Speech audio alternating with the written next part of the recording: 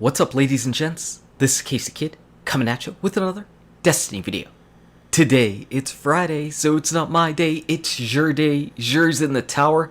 We're gonna go ahead and see what old stinky faces got, and we're gonna grade them. We always have to grade them. That's the one thing that we do differently, is we give exotics grades right away. No fuss, no muss, all grades. Hopefully Xur has something worth buying. That always makes things just a little bit better, because let's be honest, most of us who have been playing for a long time have all the exotics, so Xur's not exactly going to be bringing anything we need. But there are those people out there who still are looking for one or two things, so I'm not exactly thrilled with nobody being around Xur at this time. We'll see what he's got though. Whenever we take a look at his inventory again, back-to-back weeks, everything looks good at the bottom. All of the extra items you can go ahead and get. These are legacy boot engrams. You definitely do not need those. As far as the Titan though, we've got the glass house. And yeah, this isn't exactly the best thing for the Titan. Not at all. It's all about that defender Titan, and even though those perks right there are pretty nice to have, you're not going to be rocking this out pretty much ever, not in PvE or PvP. I'm going to give this thing an F.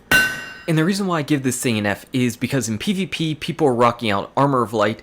In PvE, people are typically standing around their bubble. Actually, in PvP, people are standing around their bubble too.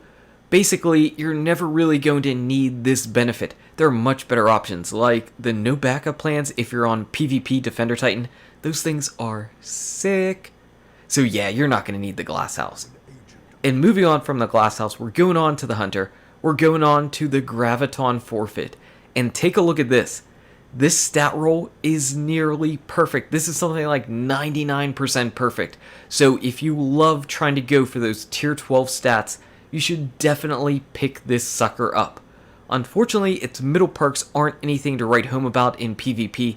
It'd be nice to have something like Ashes to Assets there, but I think we could make do if we're just looking at this for the stats alone. And we all know what this does. You basically get Shade Step for free, and everybody on Night Stalker uses Shade Step.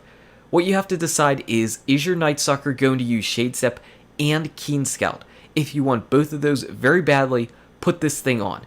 Because people don't exactly love Keen Scout, I can't just go ahead and give this thing an A, but I will give it a B+. It's pretty solid, though the Sealed Grasps are also really awesome. So you have to decide what you would rather have, 2 smokes or Keen Scout and Shade Step at the same time.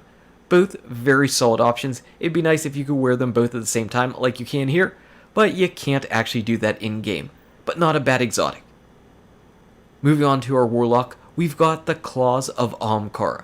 Now way back in year 1, whenever we had these things, I was very down on them. And even though you cannot get great stat rolls here with this 100% strength build, it's still probably your best option, because these are all about melee charges, so having max strength with the Claws of Ahamkara is pretty much the main and ideal thing that you want.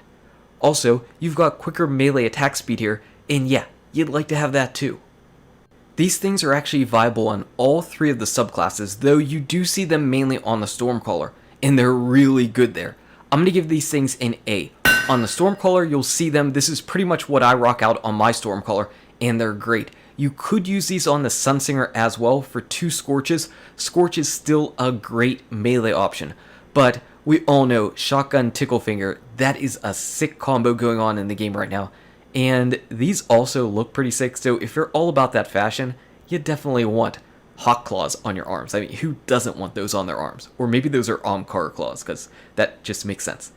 And last but not least, we've got the special Zalo Supercell. Oh my god, a primary with a burn? Yes, of course. And this auto rifle is actually really good. Probably one of the best mobbing PvE weapons we have ever had. And yet still kind of viable in PvP, especially the bigger PvP kind of matches. So 6s like Clash or Control or Rift or Supremacy. Maybe Supremacy? Holy crap. With the amount of people that group up on Supremacy, this thing could be amazing. Now it's got 2 ornaments, and it's got a running for the worst ornament in the game and one of the best ornaments in the game. Yeah, I like this one much, much better. I know some people like the camo. Not me though. Not me. Overall, the Zalo is an A. Like I said, It's the best mobbing gun that we've gotten in the game now. It's probably the best mobbing gun we have ever had in the game, even beating out the Fatebringer. So yeah, Zalo is awesome. So if you're a Warlock, if you're a Hunter, if you like auto rifles, you had a pretty good week for sure. If you're a Titan, you really didn't. You really didn't. We're going to buy a few 3 of coins here. Hopefully we remember to go ahead and buy a Graviton Forfeit before Xur goes away, just for the stat rolls. Anyway, guys and gals, thank you so much for watching. If you enjoyed this video, smack that like button and subscribe to the channel. Check out these awesome videos. Good luck with your raids, your drops, your Xur, and I'll see you around in Destiny. #SorryTitan.